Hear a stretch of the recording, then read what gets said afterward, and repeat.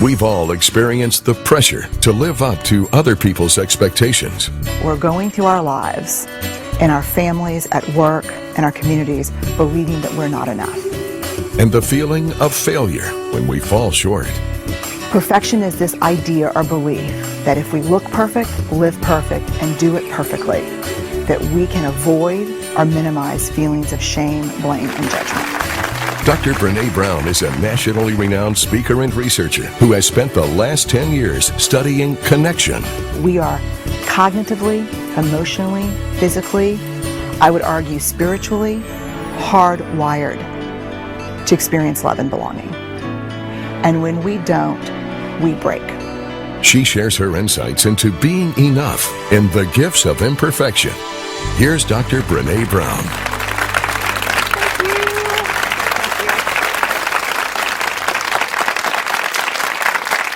So one of the things that we do in our personal lives is we try to combat not being enough by pleasing and performing and perfecting. We go through our lives trying to be who we think we're supposed to be, doing and saying what we think people want to hear, putting on whatever mask or face we think we need to put on for that moment. And what that leaves us is exhausted. When we're pleasing and perfecting and performing, we end up saying yes a lot when we mean no, right? Yeah. And we also end up saying no when we mean, oh, heck yes, I want to do that. I really want to do that. And you know what?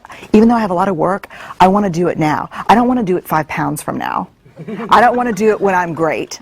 I don't want to do it when I've practiced. I just want to do it now. But we don't have those boundaries when we don't feel like we're worthy and enough. I have this ring. I don't know if you can see it. It's got these little spinners on it, and I bought it for my 41st birthday, the one where I aged 21 years and 12 months. And it has spinners. And my whole new thing is, when someone asks me to do something now, I spin my ring 3 times before I answer.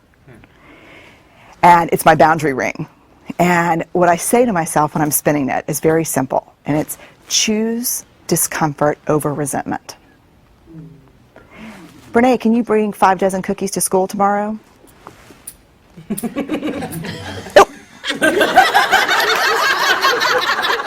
What happens when we say, sure, I'll be glad to bring the cookies up to the school? Like, if you know me, I'm looking at a friend that one of my fellow PTO people, you know I'll go right into my very high voice. Sure, I would love to.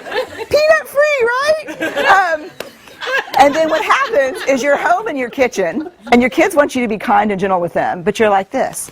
I hate these people. I hate these kids. I hope they choke on my cookie. You know?